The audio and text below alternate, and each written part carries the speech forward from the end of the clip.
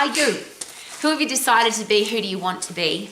And I ask that question with passion and enthusiasm, because if you're trying to be something that you're not, if you're trying to please other people, if you have been told that you have to be a certain way, or even worse, you've been labelled something. And I deal with this every day, I'm sure that you do too, and there's some words now that have become almost popular to use, and I'll give you some examples. You are self-sabotaging. You have imposter syndrome. You've got ADHD. You're depressed. You're anxious. And we hear this all the time. It might be the reverse. I'm anxious. I'm depressed. I'm got imposter syndrome. I'm self-sabotaging. And they're very interesting labels that it seems that social media or society has thrown out there, that some of us have caught and picked up and stuck on ourselves, literally like a label. Well, and this is very controversial, but for me very important, because I would love everybody to live as the person they want to be, which is why I asked the question, who are you? Who do you want to be? Who are you becoming? And are you on track for that? And as I always share, one of my most favourite quotes, I love who I am now, but I am excited about who I am becoming. So it's not about I don't like me now. It's about, yes, I love who I am, but I'm wanting to get better, stronger, wiser, fitter, healthier every single day. So my first question is, who are you? Who do you want to be is the next question. And then if somebody has put a label on you and said, you are this, do you believe them? And if you do, why? So if you've been saying to yourself, and I use the examples, if you've been saying to yourself, I self-sabotage, there's a very important question to be asked here. If you tell your own brain that you are self-sabotaging, and I presume that means I'm screwing up my own life. That's my simple terminology for that. I'm constantly screwing up my own life. People say that to me almost every day. Somebody will say, oh, Rowie, I'm self-sabotaging, or I did that and I didn't want to. Well, because I'm studying constantly, daily neuroscience and how the human brain works, and because I have lots of psychologists and psychiatrists and neuroscientists in my life, there's a very important question to ask there. And I'm not asking it, this is what the experts ask. If you're doing something, it's because it's giving you something. If you act a certain way, it's because it's adding some kind of value to your life. Otherwise, you wouldn't do it. So could it be a really good idea to find out what it is that's benefiting you from this particular behavior or action or thing that you're doing? And then perhaps, as they all say to me, the experts, you can't get rid of a bad habit. You just exchange it for a good habit or a better habit. So and I'll use, because I'm an exercise professional, I've been a personal exercise coach all of my life, and it's been really interesting to watch people who lose weight, gain weight, lose weight, gain weight. And I've never been able to understand that. Some people would call that self-sabotage. I get myself into great shape and then I go and eat a stack of food, or I stop exercising for months at a time. The question is, why do you do that?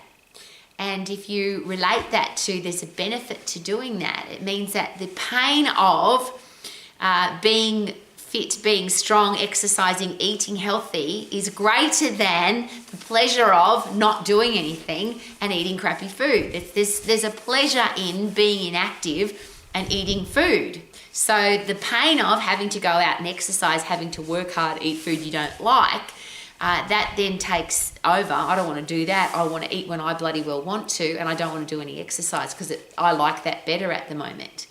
When that balance changes to, I look in the mirror and I can't stand what I see anymore, or I've got no energy, or I'm sick or diseased, so the pain of eating whatever I want and not doing any exercise or activity becomes greater than going out to do some, that's when I make the change. And for different people, it's all different reasons. And I'm going to give you some very harsh examples of that. So if the doctor says if you don't do something, you're going to die, and you don't want to die, for a lot of people, that has become the reason. Okay, I'm very overweight, I'm very sick, I'm very diseased, I'm very out of shape, but I don't want to die, so I better do something about it. So that's a very extreme example. For some people, it's having children. I treat my body like crap and I don't do anything with it and I'm really unhealthy and really out of shape and I don't look after myself and I'm not fit and strong. But I've just found out that we're going to have a baby. And for a lot of people, that's, hey, I need to set the example now for another human being, so I need to change my lifestyle. Now, I will share with you openly, however, that for a lot of people that hasn't mattered, and I'm sure you've seen lots of parents who are out of shape, unfit, and it doesn't seem to bother them that they're giving that example to their children. Now, of course, I don't understand that. I'm wondering when that will change, because there's obviously some kind of benefit in being an unfit, unhealthy, out of shape parent. Obviously, the pain of changing is too great. They would rather be an unfit, unhealthy parent. I don't understand that. I'm not going to pretend to, but that's how the experts explain it to me, Rowie. That's why people don't change, because the pain of change is too great. They'd rather stay the same. Here's a very extreme example. I had a lady in my life who lost 150 kilos. That's a lot of person to take off your person. And when I asked her what was the catalyst, what made you change, because she said, I just kept getting fatter and fatter and fatter and fatter and I didn't care. She said, I love food, I hated exercise, and I didn't care. This is her words, not mine. I'm paraphrasing, but this is how she explained it to me. She said, but there came a day when I went to the bathroom and I did a number 2 and I had to ask my husband to come and wipe my bum because I couldn't reach. I was too overweight. She said, that's it. I'm not living like this anymore. And she lost 150 kilos. Now, I would like to think that we don't have to get to that point before we make a change. But she explained to me very clearly that that was the point that her life changed, because up until then she didn't care. But the embarrassment or whatever that was, and I can't imagine how that would feel to say, please come to the bathroom and do that for me because I can't do it myself. I think that's, I would like to think that as an exercise professional, as a personal results coach, that I can make eating and exercise, eating and being fit and strong, just being fit and strong more exciting than I'm going to wait till that happens. And that's the point, isn't it? That as a personal exercise coach, if you're an exercise professional, a parent, a teacher, a coach, somebody who wants to inspire people to be healthy, fit and strong, shouldn't we be aiming to make the process simple and easy and fast, not long and boring and hard? Because is it possible that long and boring and hard is the reason that people don't make a change? So self-sabotage simply, could it mean that my pleasure of staying like this is greater than the pain of changing, and that will never change until the pain becomes greater to stay the same? And I always use that as a simple example. If you're sitting on the couch and your bum doesn't hurt, you won't move. But if you're sitting on the couch and your bum starts to hurt, that is when you move around. So it seems that we need to be uncomfortable, and maybe we need to create uncomfortable so that we make change. It's just something to consider. The other interesting label that I've just been given, apparently the world's using it a lot at the moment, is Imposter Syndrome. Somebody shared that with me the other day and I said, what is that? What does that mean? And this woman looked at me like I was from another planet. She said, it's all over the internet, Imposter Syndrome. And I said, what do you think it is? Now, I think it could be different for everybody. But her suggestion was that you don't think you're good enough. The rest of the world thinks you're good enough, but you don't. You feel like you're an imposter because you think you're not good enough. So the world thinks you can sing, but you don't. The world thinks that you're really smart, but you don't. The world thinks that you're really pretty, but you don't. So you feel like an imposter in your own world. Well, in my old-fashioned world, that's probably called low self-esteem. And I was given a very, very special gift when I was very young, and it goes like this. Never overestimate other people and never underestimate yourself. Now, that's called self-esteem, of course. But how do you get high self-esteem? And that's a bazillion-dollar question, and the only answer I've got for that is you can't talk yourself into high self-esteem. You can't tell yourself, oh, I'm amazing, I'm good, all those... what do we call them? Affirmations. Oh, I'm going to tell myself how good I am. Well, we're never going to know how good we are until we actually go and do something. We feel rewarded. We feel good about ourselves. We feel awesome when we've achieved. If we're not achieving, we usually feel pretty crappy. And if that's controversial, I will actually say that without apology. Because the psychologists and psychiatrists all share with me that depression and unhappiness and that horrible feeling of I don't like my life comes from I don't have a purpose. When you've got a purpose and when you're excited about your life and then when you achieve your goals, then you want to keep achieving. If you know what you should do and you don't do it, that's when you feel pretty crappy. So if you feel like an imposter in your world, if you feel like everybody else thinks I'm awesome but I'm not, first of all, does it matter what everybody else thinks? Surely it matters most what you think. And that's what I call self-respect.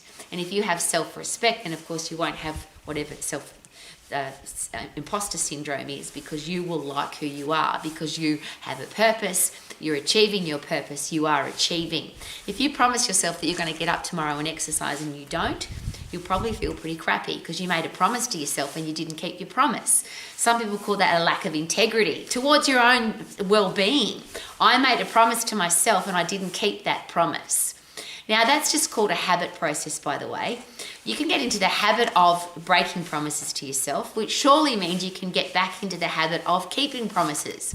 And I always ask this question: what if today, from this day forward, every time you said to yourself, I'll do that tomorrow, you just stopped whatever you were doing and do it now? Get into the habit of doing it now, which means you'll get rid of the habit of procrastination because you're going to do it now. Every time you hear yourself say, I'll do it later, I'll do it tomorrow, stop and just do it now. And I share that with you very passionately because habits get formed very quickly, which means we can get out of the habit of doing the stuff that's going to add value to our life very quickly, but we can get back into the habit of adding value to our life very quickly. We just have to change the habit, which of course is changing the vocabulary, which is changing the thought pattern, which is changing the action, which is changing the result. But I'm going to argue that. I think if you take action, a lot of people say, well, I'll do that when I feel like it. Isn't it the reverse? When you do it, you'll feel like doing more. Exercise is that. When you get fit and strong, you feel like getting fitter and stronger.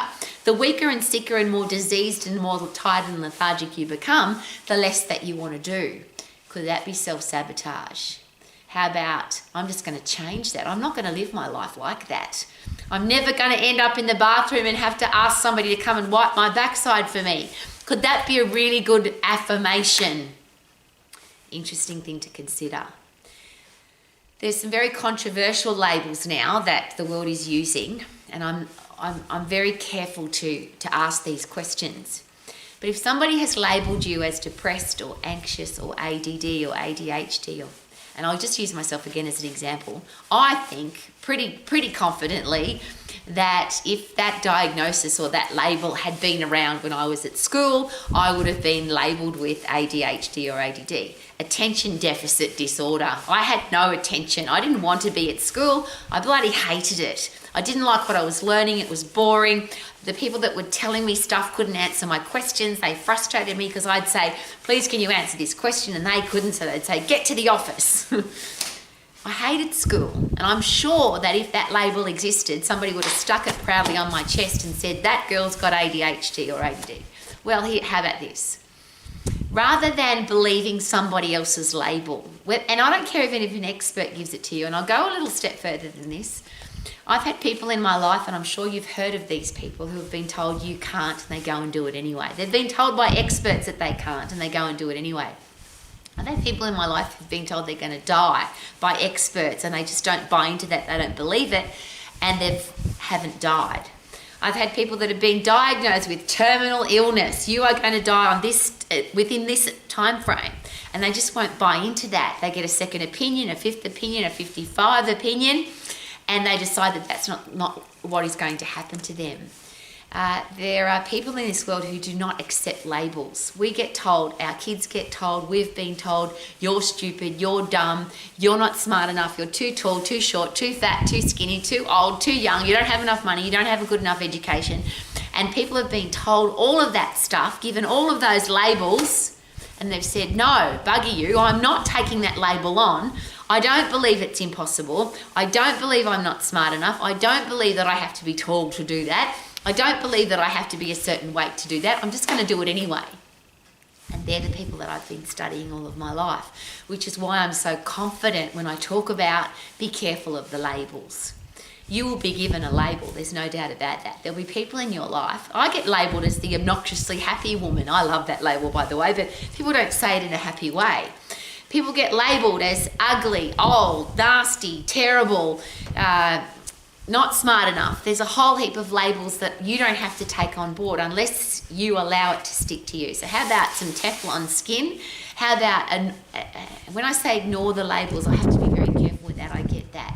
Because there will be doctors and medical professionals and psychologists and people who say you've got this or you are this. You get to decide who you are, and I'm going to ask that question again. Who are you and who do you want to be? If the world doesn't think you're a certain way, that's okay. You have to believe it. So this imposter syndrome, you just be who you are and be that person.